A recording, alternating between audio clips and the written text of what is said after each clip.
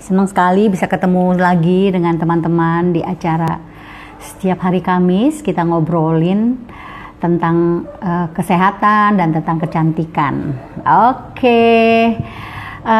Ngomong-ngomong nih teman-teman, sekarang kan kita udah di era yang baru ya, yang namanya new normal.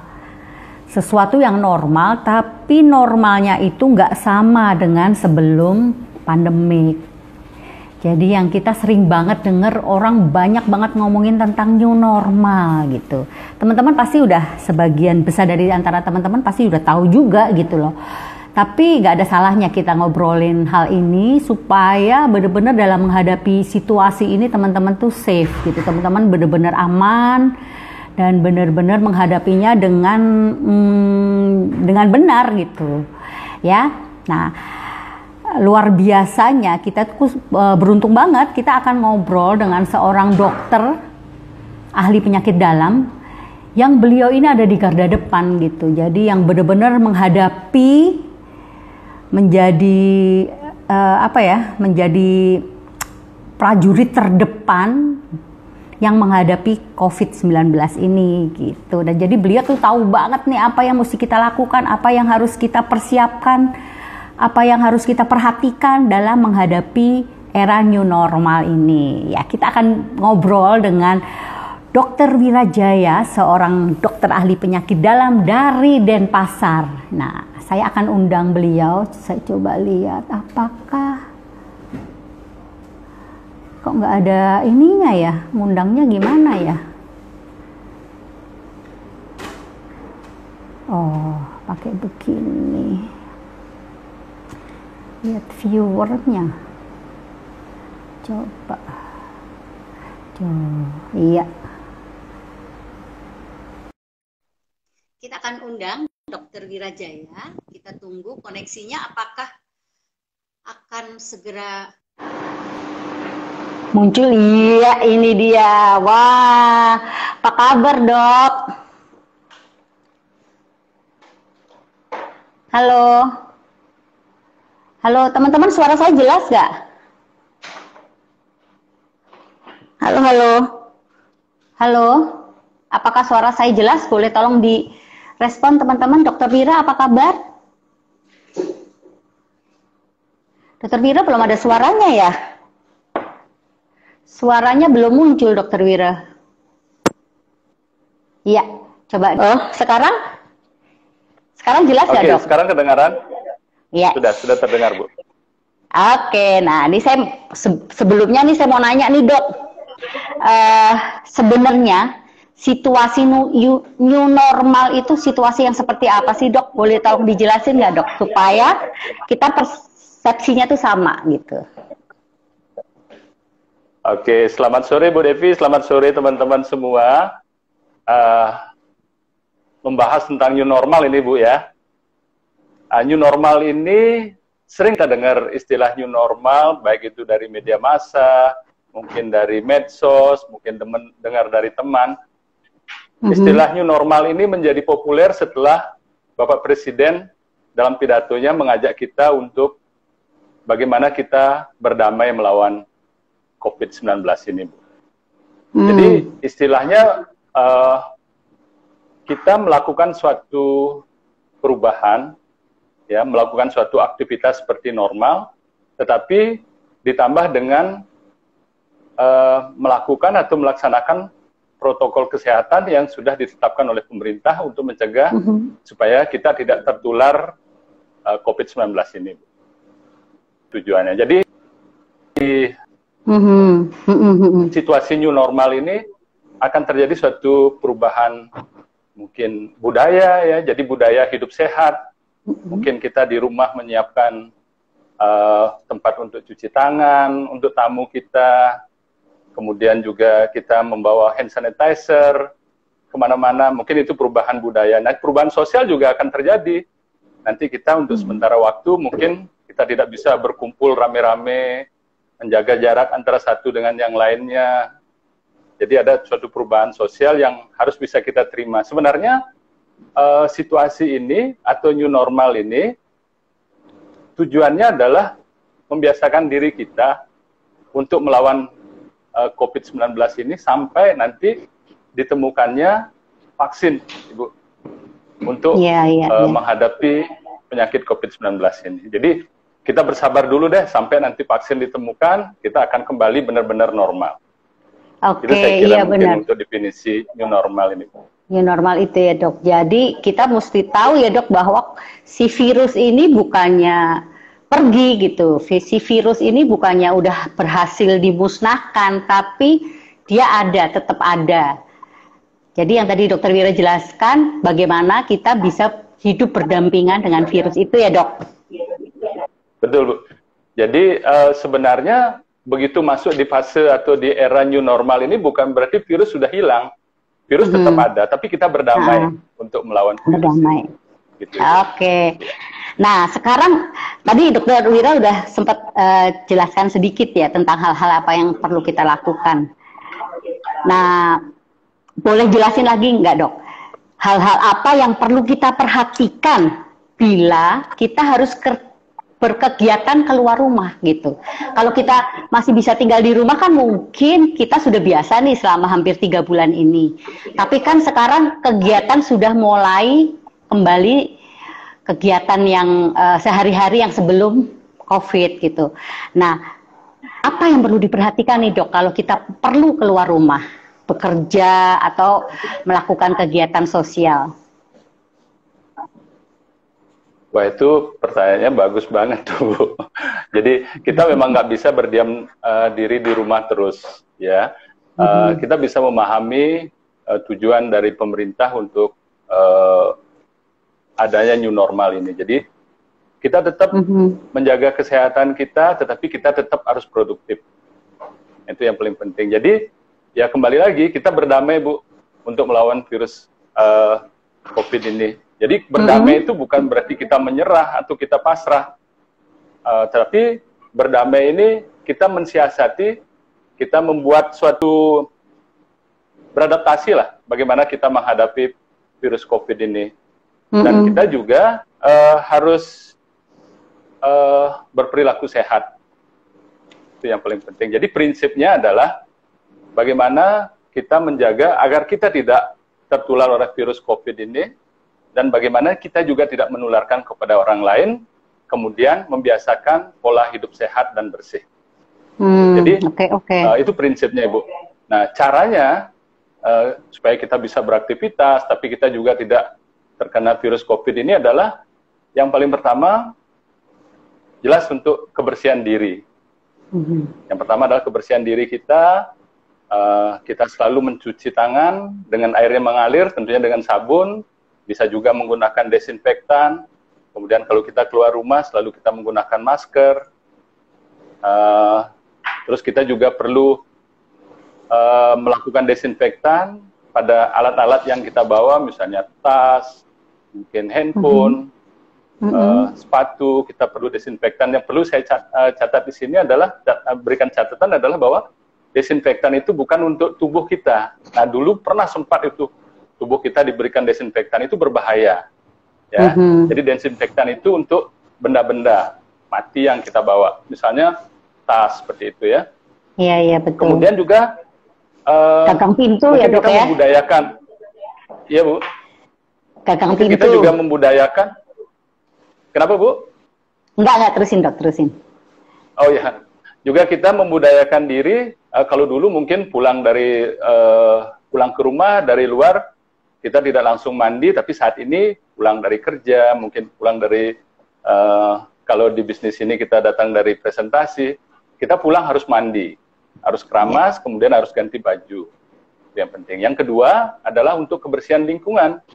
Kebersihan lingkungan kita di rumah, kita harus, sekali-sekali kita harus bersihkan, misalnya handle pintu kita dengan desinfektan, kemudian di kantor juga seperti itu. Benda-benda yang sering tersentuh oleh orang banyak, kita harus bersihkan dengan desinfektan. Kemudian, tiga, itu adalah rumah, tapi kita tetap juga harus menjaga jarak dengan antara satu dengan yang lainnya.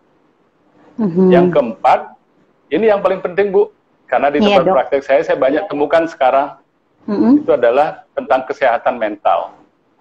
Ya. Mungkin selama 3 bulan ini kita stres di rumah, kemudian sekarang tiba-tiba kita keluar, ada sesuatu yang berbeda yang kita lakukan. Nah, sering kita merasa sedih, kita merasa cemas ketika kita keluar. Nah, kalau bisa itu dihilangkan. Dan juga yang paling penting adalah bagaimana kita ada di lingkungan yang positif. Iya. Ya, karena sekarang akan banyak sekali kita mendengar berita-berita yang belum tentu berita itu akurat, Ibu, mengenai tentang virus lah dan sebagainya. Berita-berita hoax harus dihindarkan. Nah, yang terakhir, jangan lupa karena kita sudah mulai beraktivitas keluar, kita harus menjaga asupan nutrisi dan cairan yang optimal. Mungkin itu, Bu, yang bisa saya sampaikan. Yes, wah iya, benar sekali tuh. Yang terakhir tuh penting banget tuh. Nah, gini nih, Dok. Supaya kita benar-benar waspada nih, Dok, sebelum nanti kita masuk ke nutrisi atau ke suplemen yang kita bisa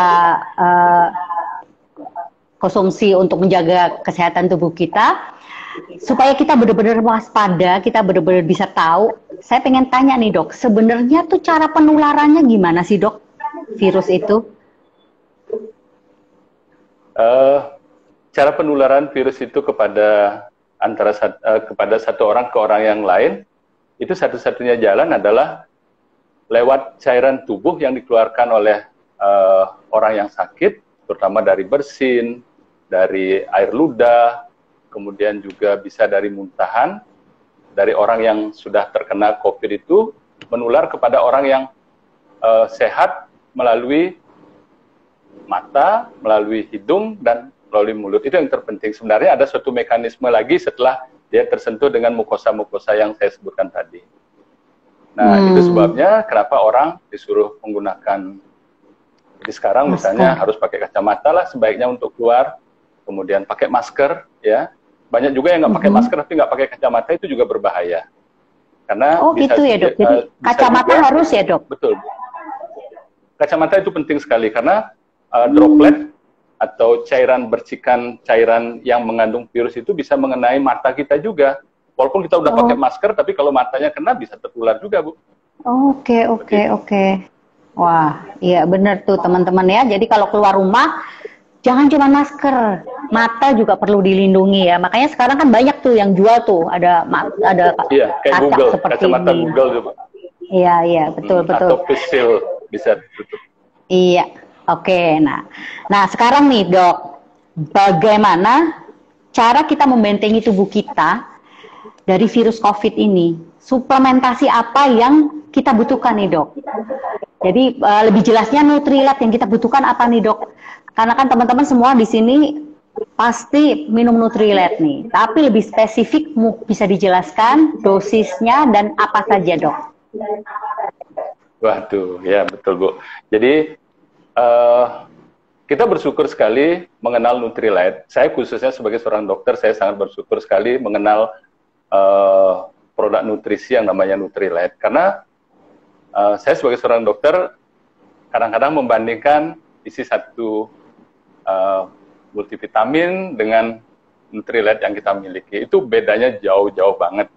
Ya, kita belum tahu lagi. Kita tahu sendiri juga Nutrilat itu adalah bahan bakunya yang betul-betul terpilih, betul-betul alami. Itu yang menyebabkan kami sekeluarga merasa sangat nyaman untuk mengkonsumsi Nutrilat. Jadi sebenarnya fungsi daripada multivitamin ini di sini adalah kita sangat lengkap sekali. Kita punya yang makronutrien, fitonutriennya, juga yang mikronutrien, kita sangat lengkap sekali. Itu semua ada fungsinya di dalam tubuh kita, Ibu. Jadi kalau saya sendiri, saya akan menggunakan satu protein itu wajib, Ibu. Protein sangat penting sekali kita konsumsi sehari-hari.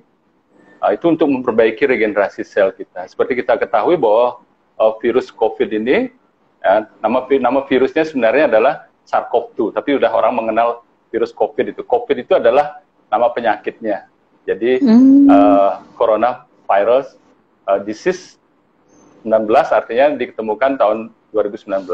Itu karena sebelum-sebelumnya juga sudah ada SARS yang menyebabkan, yang sering kita dengar flu burung mungkin ya, itu adalah SARS-CoV-1. Ya, sebelumnya nggak disebut SARS-CoV-1, setelah ada COVID ini disebut dengan SARS-CoV-2 untuk virus yang penyebab COVID ini.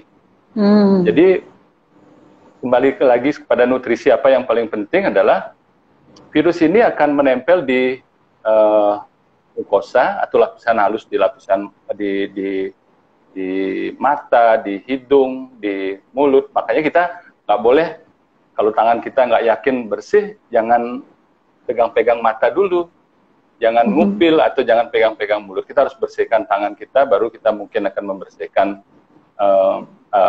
bagian-bagian tersebut. Nah, virus itu akan nempel di sel kita. Nah, sel kita seperti kita ketahui bersama, itu ada dinding selnya. Ada dinding sel, ada kemudian yang di dalamnya sitoplasma, dan yang paling terdalam itu adalah nukleus atau inti sel. Nah, kalau dinding selnya ini tidak bagus, itu pasti virus akan mudah masuk. Ya, jadi akan terjadi suatu gangguan fungsi biokimia di sana. Akhirnya dia menimbulkan gangguan metabolisme di sel itu akan menjadi rusak. Nah, seperti itu kira-kira. Nah, jadi fungsi daripada protein di sini adalah sebagai agar dinding sel kita itu menjadi bagus, karena seperti kita ketahui bahwa dinding sel kita itu dibentuk dari protein dan asam lemak. Nah, kita mempunyai protein yang sangat luar biasa dan omega 3. Nah, itu mungkin dasar yang harus kita punya. Nah, kemudian kita juga harus memiliki tentara yang kuat di dalam tubuh kita, seperti Kopassusnya ini, yaitu antioksidannya. Ada vitamin C, ada vitamin E.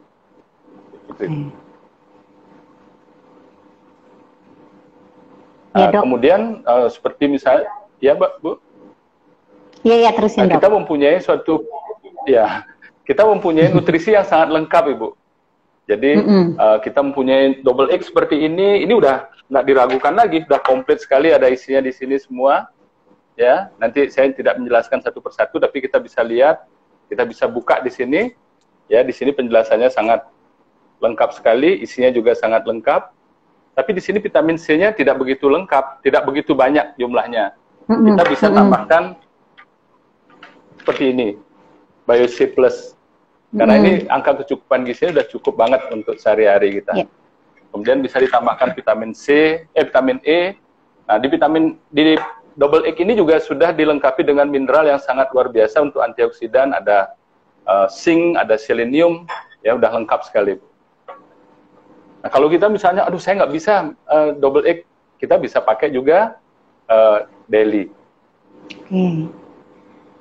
Ya, jadi aku rangkum ya. Saya rangkum ya, Dok. Jadi yang kita perlu minum nih, saya ulang aja supaya teman-teman yang baru gabung bisa dengar nih, karena penting banget. Yang pertama protein ya, Dok ya. Protein penting sekali karena dia yang membentuk dinding sel. Kalau kita punya dinding selnya itu bagus, sempurna, virus-virus itu nggak akan bisa masuk, nggak akan bisa nempel ya, Dok, seperti itu ya. Terus yang kedua, antioksidan.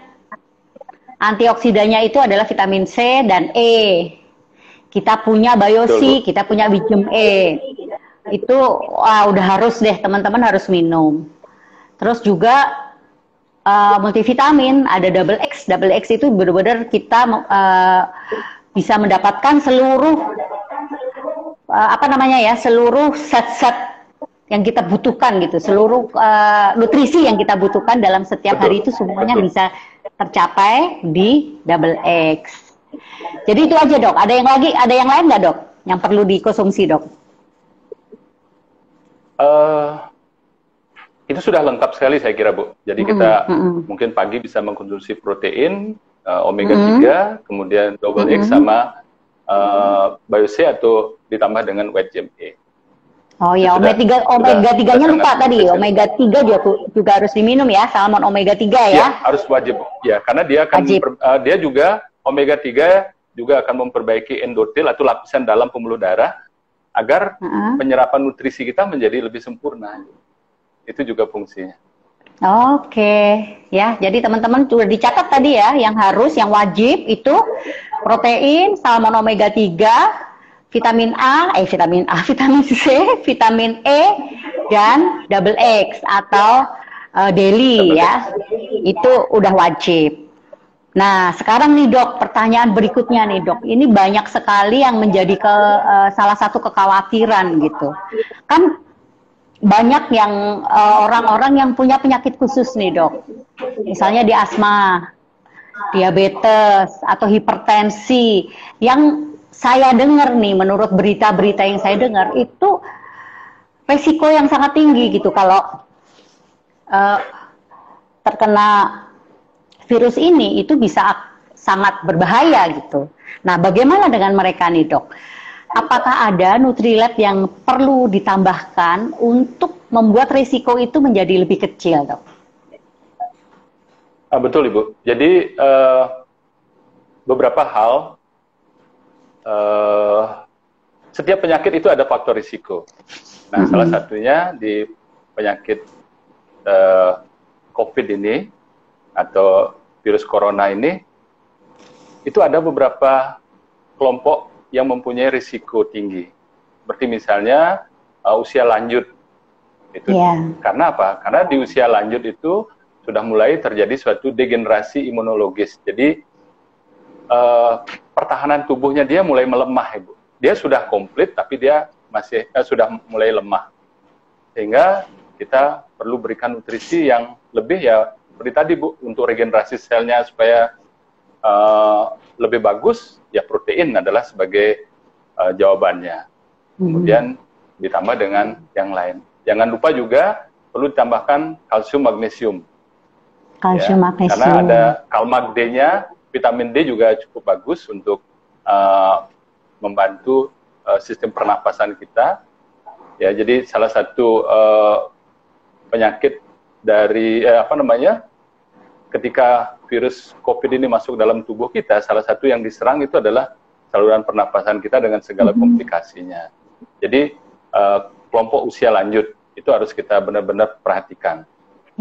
Kemudian yang kedua adalah pasien-pasien yang mempunyai penyakit yang berlangsung lama, atau sering disebut dengan memiliki penyakit kronis ya, seperti misalnya asma, kemudian diabetes, hipertensi juga mempunyai faktor risiko, penyakit ginjal, dan juga pada pasien-pasien kanker yang saat ini sedang menjalani kemoterapi, itu mempunyai faktor risiko.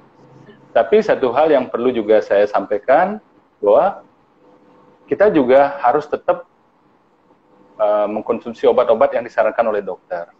Ya, seperti misalnya diabetes, ya gula darahnya harus tetap terkontrol ya. Jadi karena kalau gula darahnya tidak terkontrol dengan baik, ya tentunya itu akan memberikan suatu gula darah yang naik turun atau gula darah yang tinggi itu akan merusak endotel pembuluh darah atau lapisan dalam, lapisan halus pembuluh darah, sehingga menimbulkan suatu risiko imunitas kita menjadi menurun. Nah, pada pasien-pasien asma, karena kita ketahui tadi bahwa COVID itu menyerang saluran pernapasan. Jadi pada pasien-pasien asma itu perlu betul-betul diperhatikan. Jadi jangan sampai terjadi suatu serangan asma yang akan memudahkan mempunyai risiko lebih tinggi jadinya terkena COVID-19 ini. Kalau penyakit-penyakit yang seperti kanker dengan kemoterapi itu karena kemoterapinya melemahkan tubuh kita, sehingga benar-benar kita perhatikan nutrisinya mungkin lebih double daripada orang-orang biasa. Nah, seperti kita ketahui bahwa mengkonsumsi protein ini sangat aman sekali karena itu daya serap itu sangat sempurna, jadi tidak ada yang dikhawatirkan nanti numpuk di ginjal, numpuk di tempat-tempat lain, itu nggak ada. Iya, ini udah mulai banyak pertanyaan nih dok. Tadi ada yang nanya dok, Nutrilett yang tadi dokter sebutkan, itu dosisnya berapa dok? Setiap harinya? Kalau kita mengacu kepada dosis yang sudah tertera di masing-masing kemasan ini, kalau double X, saya akan selalu konsumsi pada pagi hari dan pada malam hari. Ya, kalau daily itu cukup sekali sehari kita konsumsi. Kalau BioC itu saya agak lebih sekarang. Kalau dalam kondisi normal seperti dulu kita bisa 2 kali, tapi sekarang saya akan konsumsi 3 kali. karena seperti kita ketahui bahwa virus COVID ini kan belum hilang, Bu. Sedangkan kalau saya sangat aktif masih bekerja di rumah sakit, bertemu dengan, ya kita nggak tahu pasiennya yang COVID atau tidak, jadi saya akan dobelkan. Kemudian sebenarnya yang satu lagi saya tambahkan B kompleks. B kompleks sebenarnya dalam kondisi normal saya cukup pagi biasanya. Tapi untuk kondisi sekarang saya biasanya pagi sama malam. Kalau omega 3 itu saya konsumsi 3 kali sehari, pagi, siang, dan menjelang tidur malam.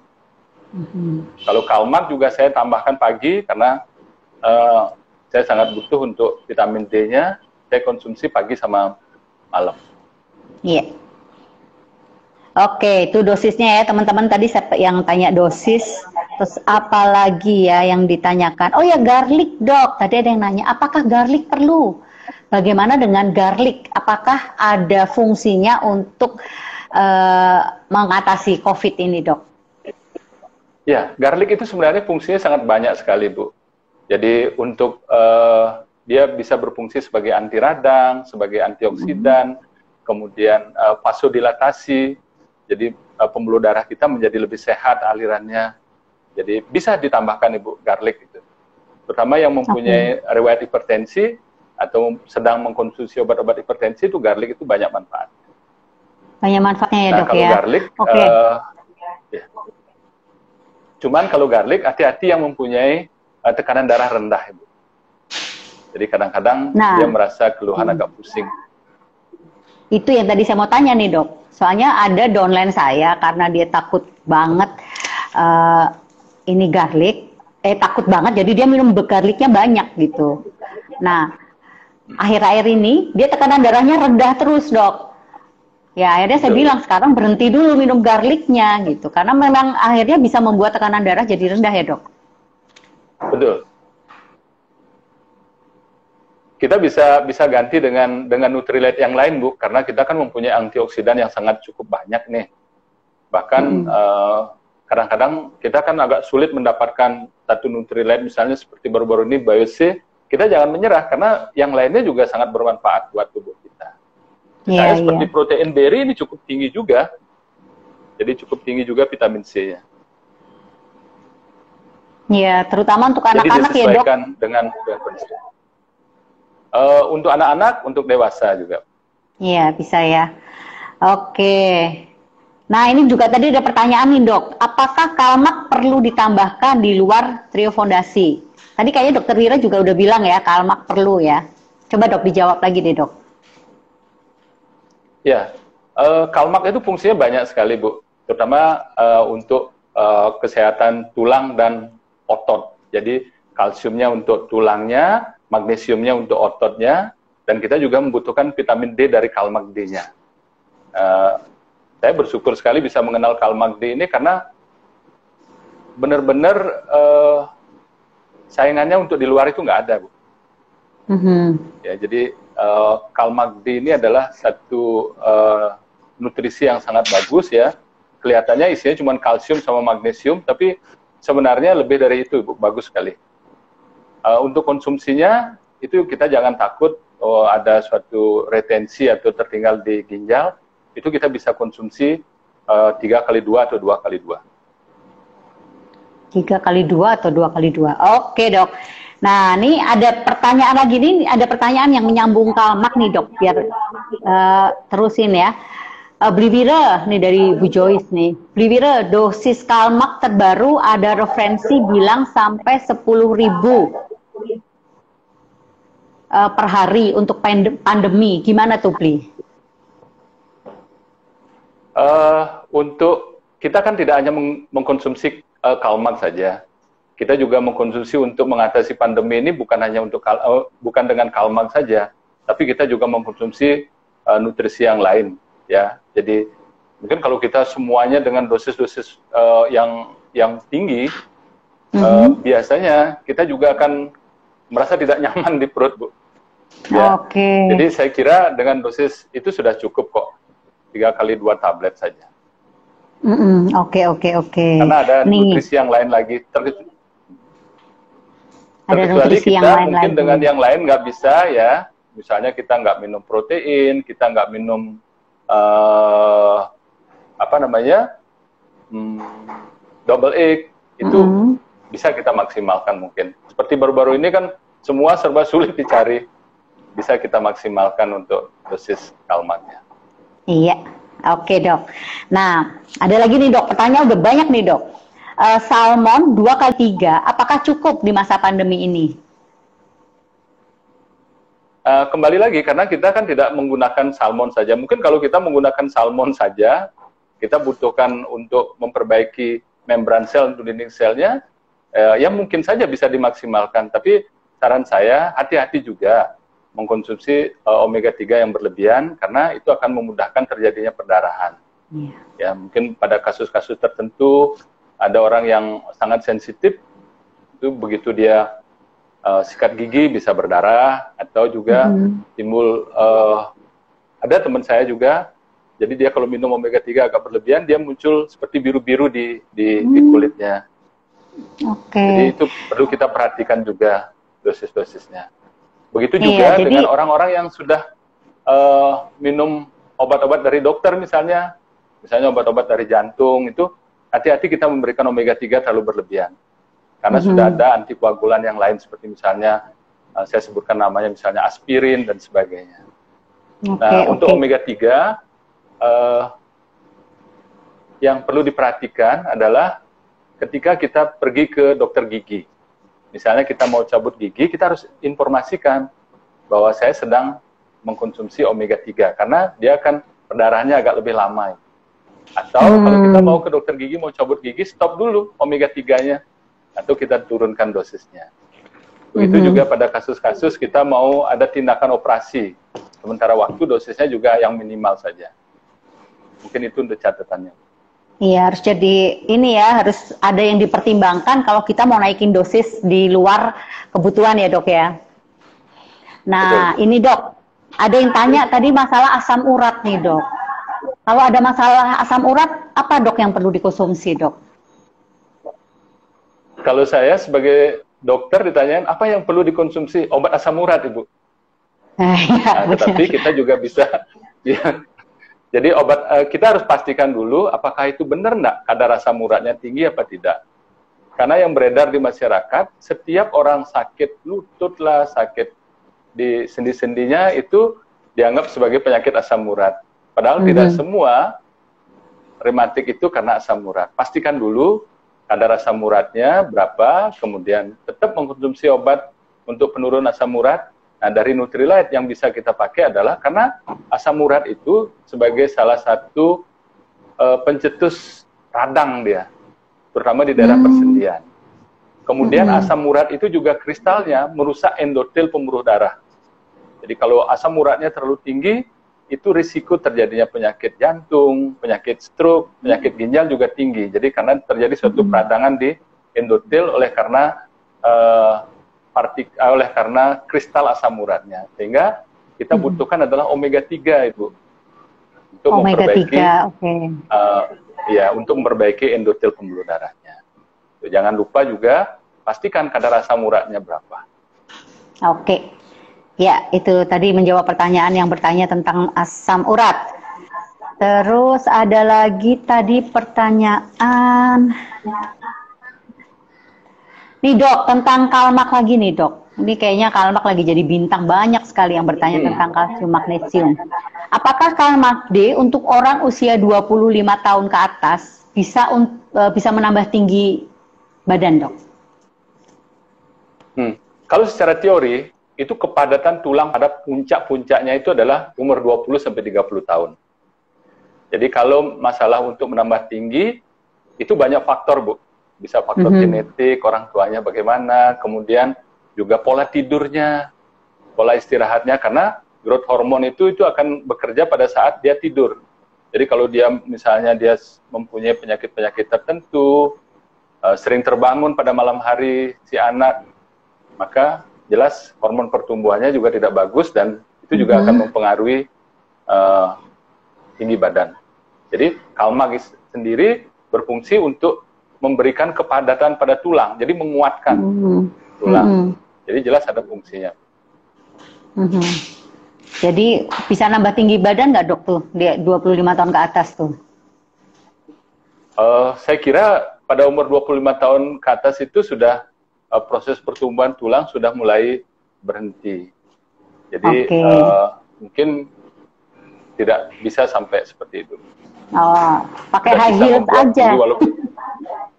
Bisa itu Bu, pakai high heels. Iya benar, pakai high heels bisa tuh nambah ini tinggi badan ya. Oke, tapi kalmak tetap perlu dikonsumsi karena membuat kepadatan tulang jadi lebih tinggi, gitu. Lebih tinggi, ya. Iya. Terus ada lagi nih, untuk penyakit diabetes, Dok. Untuk diabetes dan paru-paru, selain trio fondasi dan B kompleks, perlu tambah apa lagi, Dok?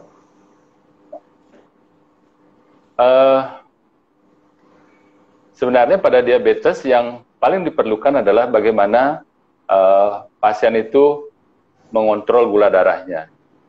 Jadi memang ada 4 hal yang perlu diperhatikan pada orang penderita diabetes, yaitu bagaimana pola makannya dia, kemudian bagaimana pola aktivitasnya, termasuk juga pola pikirnya, dan nutrisi yang dibutuhkan itu tentunya seperti yang sudah disampaikan tadi, membutuhkan yang lebih banyak dibutuhkan itu yang ada kandungan vitamin B1, B6, B12.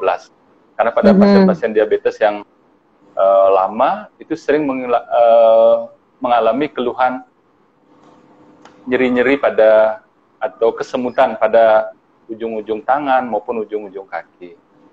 Jadi dibutuhkan neurotropik namanya, vitamin-vitamin yang bisa menghidupkan sarafnya. Kemudian omega 3 jangan lupa karena omega 3 itu jauh lebih penting. Ya, pada pasien-pasien diabetes yang lama itu akan terjadi suatu kerusakan di pembuluh darahnya. Jadi pembuluh darah di bagian dalamnya itu seperti ibaratnya kita menaruh air yang berisi gula di gelas, kemudian kita keringkan. Kita biarkan beberapa lama, begitu kering dia akan membentuk kerak dia. Nah, di pembuluh darah kita juga terjadi kerak seperti itu. Nah, omega 3 lah yang akan membantu untuk membersihkan dan meregenerasi lapisan dalam dari pembuluh darah atau yang disebut dengan endotel. Oke. Mungkin itu yang paling utama. Yang paling utama ya tadi. Kasus khusus, ya, betul. Selain B kompleks adalah salmon omega. Ya, jadi jangan lupa minum salmon omega juga. Oke, nah sekarang untuk salmon omega untuk anak-anak, Dok, 5 tahun ke atas dosisnya berapa? Emang udah boleh ya, Dok, 5 tahun minum salmon omega? Masalahnya adalah kapsul omega 3 kita itu cukup besar. Jadi kita belum punya omega 3 yang seperti merek-merek di luar yang bisa diminum dengan menggunakan sendok. Jadi risikonya adalah bisa tersedak dia tuh apa namanya ya. Jadi sulit kapsul itu untuk ditelan oleh anak-anak umur 5 tahun. Sebenarnya bisa, Ibu, nggak ada masalah. Cuman karena kemasan kapsulnya sehingga disarankan orang yang sudah bisa menelan besar kapsul itu kurang lebih umur 12 tahun ke atas. Jadi ada yang sangat istimewa pada omega 3, Ibu. Kalau kita punya luka, ya, luka bakar atau luka kena pisau, luka apa, kita bisa keluarkan minyak dari omega 3 dengan kita tusuk jarum, langsung dioleskan, itu tidak akan terjadi suatu peradangan. Saya sudah buktikan beberapa kali dan itu sangat-sangat bagus hasilnya. Wah, itu tips yang sangat penting itu, teman-teman. Kalau ada luka bakar, apalagi kalau di dapur ya, kita masak kecipratan minyak, kan luka bakar tuh. Langsung salmon omega kita potong, minyaknya kita olesin di tempat yang luka ya, Dok? Iya, pakai cotton bud. Pakai cotton bud, ya. Kalau dulu saya pakai LOC tuh, Dok, tapi jadi berbusa. Kalau sekarang pakai omega 3 bagus sekali, Dok. Iya. Oke. Datar. Jadi untuk anak 5 tahun sebenarnya boleh ya, Dok, tapi pasti dosis minimal boleh, ya, Dok, boleh. Ya? Iya. Ya, oke. Dosisnya berarti 1 kali ya sehari ya. Dan juga kita perlu perhatikan kalau anak-anak umur 5 tahun, mereka masih bermain aktif, kadang-kadang mungkin jatuh, terluka, nanti hati-hati, biasanya akan perdarahannya akan lebih banyak. Oh ya, jadi perlu diperhatikan juga tuh, karena Perlu kalau diperhatikan. luka pendarahannya akan lebih sulit berhentinya kalau minum salmon untuk anak-anak ya. Oke, ada lagi nih pertanyaan dok. Tangan kiri, kaki kiri, oh sebelah kiri semua nih, sering semutan. Nutrien yang dibutuhkan apa nih dok? Trigliseridnya di atas 200. Oh, nggak terlalu tinggi sih. Tangan kiri, kalau kita Kaki ada kiri. keluhan seperti misalnya, ya, kalau kita ada keluhan, misalnya tangan kanan, tangan kiri, itu sebenarnya kalau dari segi kedokteran masih lebih aman. Tapi yang berbahaya adalah ketika keluhan itu dia mengalami misalnya kesemutan di tangan sama di tangan kiri dan di kaki kiri. Kalau saya sarankan keluhan seperti itu segeralah untuk diperiksakan ke dokter spesialis saraf karena ada satu kemungkinan itu adalah gangguan pada sumbatan pembuluh darah di daerah otak. Nah, apalagi tadi disebutkan ada trigliseridanya sangat tinggi. Jadi trigliserida yang sangat tinggi itu memang mempunyai risiko terjadinya suatu gumpalan darah. Itu hati-hati. Jadi Nutrilite yang disarankan yang paling utama adalah omega 3, maksimalkan, nggak apa-apa itu. Karena kita tahu bahwa salah satu fungsi daripada omega 3 adalah untuk menurunkan trigliserida. Tuh ya, jadi minum salmon omega 3 dimaksimalkan. Berapa tuh dok kira-kira dok maksimalnya dok? Kalau saya sarankan, kalau sudah ada keluhan seperti itu, bisa 3 kali 2 tablet, tapi perhatikan tetap faktor risiko terjadinya perdarahan. Nah, kalau trigliserida juga kadang-kadang tidak hanya menumpuk di pembuluh darah, tapi dia bisa juga di permukaan hati, sehingga perlu ditambahkan lecithin E mungkin itu. Tambahkan lecithin E ya. Oke, dosisnya juga mesti tinggi ya. Iya. 3 kali 2 kali ya dok? 3 kali 2 tablet dikunyah ya kalau lecithin ya. Oke, pertanyaan berikutnya. Apakah Kalmak D boleh dikonsumsi oleh orang dengan gangguan lambung? Obat-obat lambung itu banyak yang mengandung kalsium dan magnesium. Jadi jangan takut bahwa itu kadang-kadang itu berfungsi untuk kesehatan lambung kita, tapi harus kombinasi dengan protein. Jadi ada pengalaman saya, kalau sering gas lambungnya banyak, itu justru bagus untuk mengkonsumsi kalsium magnesium. Kalau kita perhatikan obat-obat mah itu, yang rasanya seperti kapur itu, ya isinya kalsium sama magnesium. Sirup misalnya, merek-merek tertentu yang sering ada di iklan TV itu, ada magnesiumnya juga.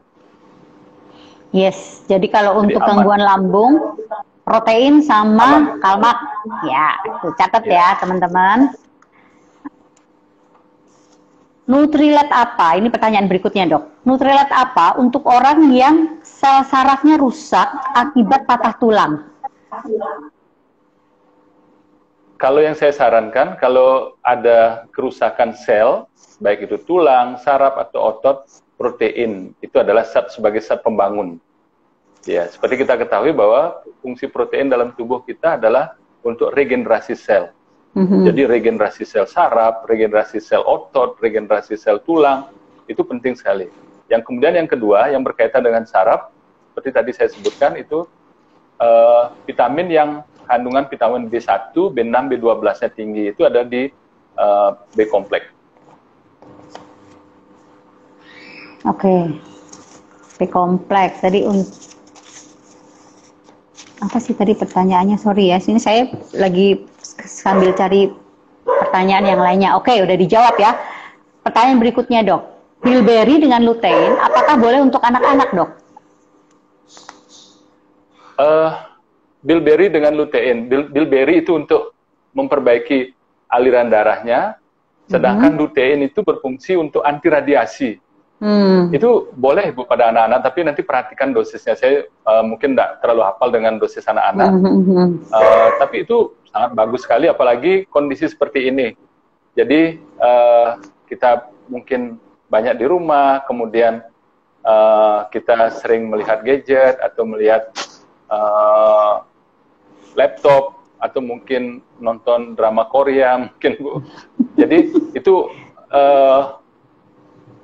bilberry dan lutein itu sangat-sangat penting sekali, itu hampir saya lupakan tadi. Itu sangat penting. Oh ya, berarti perlu ditambahkan ya, selama kita menghadapi new normal ini, banyak menghadapi gadget, radiasi. Banyak menghadapi layar, ini untuk radiasi, bilberry dengan lutein kita perlu tambahkan dalam harian kita ya. Oke, untuk anak-anak jadi boleh. Boleh. Oke, sorry ya dok, banyak banget loh dok pertanyaannya Jok, jadi pasti akan banyak banget. Padahal tadi kita lagi ngomongin masalah Nutrit dengan masalah pandemik ini, tapi ternyata banyak banget pertanyaannya nih dok. Untuk diabetes lagi nih dok, apakah bisa dengan Nutrilite saja? Apakah tetap harus pakai insulin? Nih ceritanya yang diabetes ini udah pakai insulin. Apakah Nutrilite bisa menggantikan insulin dok? Nutrilite tidak akan menggantikan insulin karena dia memang fungsinya sangat berbeda sekali. Jadi pada pasien-pasien diabetes itu ada namanya diabetes type 2, tipe 1, tipe 2, type 2, ada juga diabetes yang sedang dialami pada pasien yang sedang hamil. Jadi indikasi pemberian insulin itu sudah ada, sudah jelas sekali. Jadi pada pasien yang type 1, diabetes tipe 1 itu tidak bisa, harus dia menggunakan insulin. Kemudian pada pasien-pasien diabetes disertai dengan kehamilan, itu juga wajib menggunakan insulin. Nah yang tipe 2 ini bisa menggunakan insulin, bisa juga menggunakan obat-obat minum tergantung kepada bagaimana kondisi gula darahnya. Jadi pada pasien-pasien yang sudah tidak bisa menggunakan obat minum, tentunya insulin sebagai pilihan. Tetapi insulin Nutrilite tidak akan menggantikan fungsi insulin.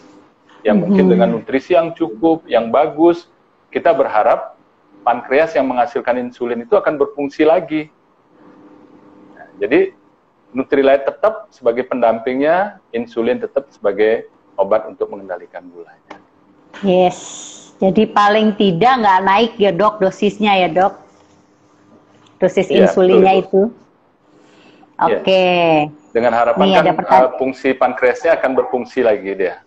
Iya, akan membaik sehingga insulinnya akan nggak perlu naik lagi dosisnya ya. Iya, dosisnya akan turun. Kalau ulu hati sering berdetak kencang, itu gejala apa dok? Sudah konsumsi salmon dan protein, perlu tambah apa lagi? Ulu hati berdetak kencang. Kalau hati nggak bisa berdetak kencang, Ibu. Yang berdetak itu jantung. Jantung. Jantung yang berdetak. Kalau ulu hati nggak bisa, Ibu. Nggak bisa berdetak ya. Jadi jantungnya yang berdetak kencang itu, Dok. Iya, makanya. Mungkin maksud, ya. Kalau mungkin yang dimaksud adalah di ulu hati ini berarti lambung dia, Ibu ya.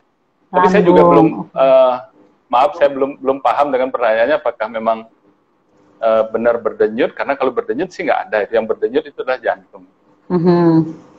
Kayaknya ini dok, dia nonton film Korea dok, jadi jantungnya berdetak kencang, lihat kan ceweknya cantik-cantik, cowoknya cakep-cakep, jadi jantungnya berdetak lebih kencang itu dok. Ya, jadi supaya ini cantik kita pakai artistry, Bu. Nah, itu dia. Nah, ini kayaknya perlu dipastikan lagi ya, maksudnya apa ya, belum bisa dijawab kalau belum pasti. Nutrilite apa untuk orang yang sering kelelahan dan juga insomnia, susah tidur? Yang paling wajib itu adalah B-complex double layer. Kalau B-complex double layer, itu wajib, jadi wajib itu.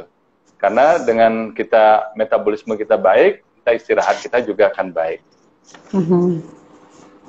Jadi B-complex ya, wajib. Yeah. Mungkin dosisnya ya dok, mesti nggak bisa cuma 1 sehari ya dok? Iya, mungkin perlu minum 2. Sebenarnya B-complex kita yang saat ini itu sudah sangat-sangat sempurna sekali karena ada 2 kali rilis dia. Jadi yang pertama itu yang lapisan pertama itu adalah vitamin B2 sama B12, kemudian baru B6 dan yang lainnya rilis pelan-pelan sehingga bisa bekerja 24 jam sebenarnya. Tapi saya kadang-kadang juga menggunakan pagi sama malam. Iya, malam sebelum tidur minumnya dok? Ya nggak langsung sebelum tidur, mungkin beberapa jam sebelum tidur. Dan itu benar-benar memang enak tidurnya. Ya benar. Jadi minum B-kompleks beberapa jam sebelum tidur. Jadi waktu tidur tuh udah rileks tubuhnya. Ya. Betul, betul. Nah, nih Dok, apakah pertimbangannya kalau harus pilih double X atau daily? Yang pertama PV-nya, Ibu. Ya, PV-nya tuh. Double X PV-nya lebih gede ya. Terus yang selanjutnya, ya, Dok? Double X lebih gede. Ya. Ya, tapi kalau yang daily itu dia fitonutrisinya yang tidak terlalu banyak, ya. Jadi dia ada vitamin sama mineral. Kalau kalau double X itu ada vitamin, mineral, dan fitonutriennya yang sangat-sangat mungkin itu sebagai pertimbangan untuk kesehatan. Dan juga ya jelas pertimbangan ekonomi juga, kalau daily ya jelas lebih murah dibandingkan dengan kalau kita mengkonsumsi double X. Tapi it's okay, itu bagus juga kok daily. Jadi kita dulu sebelum double X masuk ke Indonesia, saya selalu menggunakan daily untuk pada waktu kita masih mahasiswa, itu sangat-sangat bagus sekali. Sangat oke ya. Juga mungkin usia kali ya Dok, kalau daily itu kan bisa diminum dari umur 4 tahun Dok. Mungkin daily dulu, jangan langsung double X kali ya kalau untuk anak-anak ya. Ya, saya juga kadang-kadang sering dapat teman gitu, ketika kita nyarankan double X, dia sudah kaget, banyak sekali minum vitamin. Nah, saya sarankan, oke, ini daily aja dulu deh. Kalau dia sudah merasakan, biasanya ada nggak yang lebih bagus? Ada double X. Oke. Wah, itu tips yang perlu kita lakukan juga tuh. Pertanyaan selanjutnya nih, ini kayaknya dua pertanyaan terakhir nih, waktunya udah mau habis ya.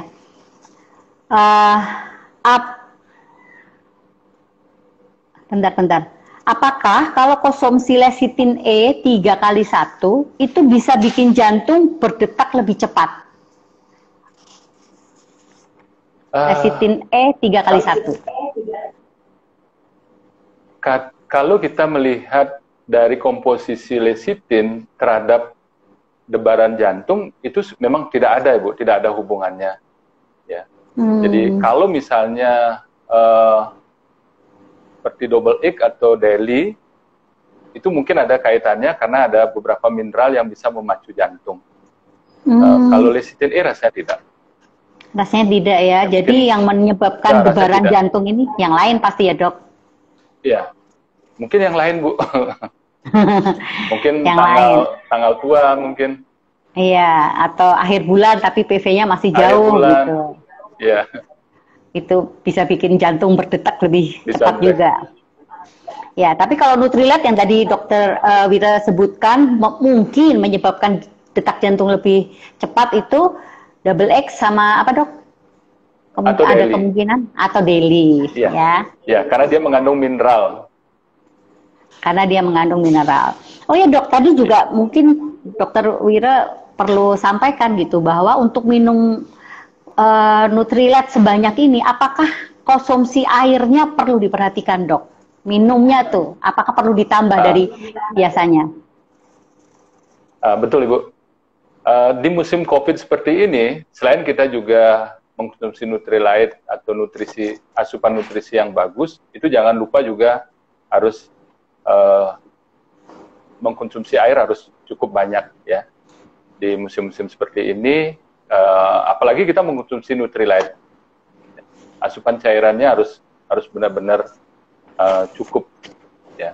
Tapi kita juga jangan khawatir bahwa Nutrilite ini berbeda dengan vitamin-vitamin yang kita temukan di pasaran atau yang bisa dibeli bebas di apotek. Itu retensi di ginjal itu masih ada ya, karena tergantung kepada bahan bakunya. Bahan baku Nutrilite itu sangat alami sehingga kita tidak perlu khawatir akan terjadinya mengendap di ginjal atau mengendap di liver atau di tempat lain, itu aman. Aman ya, oke. Ini pertanyaan terakhir Dok. Untuk usia 70 tahun, itu rekomendasi Nutrilite-nya apa? Dia yang lemah, osteoartritis, dia memiliki masalah osteoartritis dan asam urat Dok. Nutrilite yang perlu dibutuhkan apa? Betul Ibu. Pada usia 70 tahun, itu tentu hampir semua orang pasti akan memiliki osteoartritis. Jadi harus dibedakan osteoartritis dengan osteoporosis. Jadi kalau osteoartritis itu adalah peradangan di sendi. Itu adalah satu penyakit degeneratif. Kalau kita misalnya di rambut, itu rambut bisa memutih, gigi bisa mudah goyang. Kalau di lutut juga akan terjadi suatu osteoporosis. Itu adalah suatu penyakit degeneratif. Jadi penyakit yang akan kita temukan, semua orang pasti akan menemukan karena tulang rawannya mulai aus. Nah, saran saya, glukosamin itu adalah sebagai jawabannya. Jadi kita bisa menggunakan glukosamin, kemudian protein, dan omega 3. Dan salmon omega 3. Ya, salmon omega 3 itu hal yang sangat penting sekali. Dan jangan lupa kita harus menggunakan kalsium magnesium. Karena semakin lemah otot kita, osteoartritis itu akan mudah terjadi. Yes, oke. Jadi kalau, untuk yang untuk asam uratnya itu sudah mengcover di sana deh, di omega 3. Ya? Salmon omega 3 ya. Oke. Wow, luar biasa sekali Dokter Wira. Informasinya sangat bermanfaat buat kita. Ini banyak pertanyaan yang masih ada, tapi udah nggak punya waktu lagi untuk kita jawab. Tapi tadi informasinya udah sangat cukup, Dok. Udah sangat luar biasa.